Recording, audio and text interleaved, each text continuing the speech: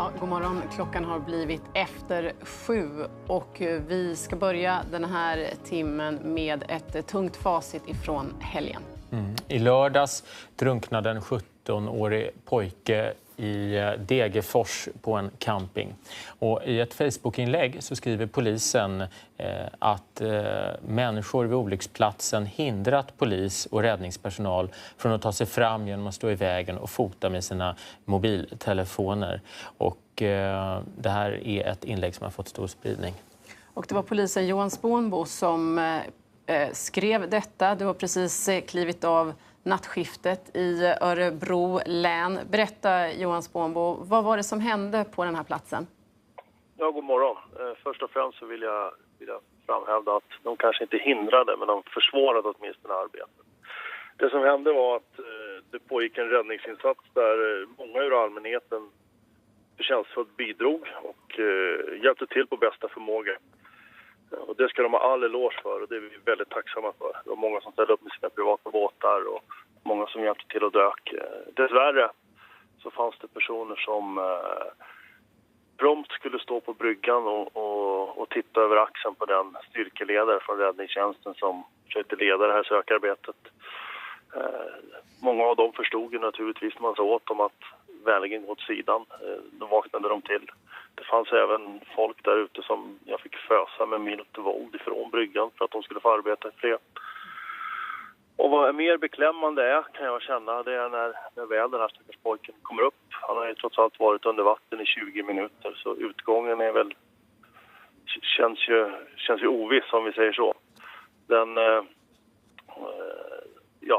Då är det folk som drar fram sina mobilkameror. Prompt ska fotografera det här. Det är folk som faktiskt nästan föser fram och lyfter upp sina barn i 5-6 års åldern för att de ska se bättre. Då får man säga till helt onödan tycker jag att man ska ta ner mobilkameran och visa respekt för pojken och pojkens anhöriga. Då får räddningstjänsten använda sig av 2 personer som får hålla upp ett skynke när livräddningsarbetet pågår för att liksom försvåra insynen i det här. Och det är 2 personer som kunde ha gått åt till att biträda på ett helt annat sätt. Och vad får det här för konsekvenser för ert räddningsarbete? Räddningsarbetet, konsekvenserna initialt, det är ju kanske att det är onödigt rörigt på plats. Räddningstjänsten kanske har svårt att komma fram och se till. Konsekvensen blir också att vi får avdela personal som ska delta i räddningsarbetet att initialt med milt våld fösa bort folk så att de inte står i vägen. Vi får räddningstjänsten får lägga personal att skyla det här offret när folk drar fram sina mobilkameror. Och på lång sikt så kan det innebära faktiskt om man håller upp och visar det här hemska för små barn att de får mardrömmar och kanske har andra problem att ta tag i.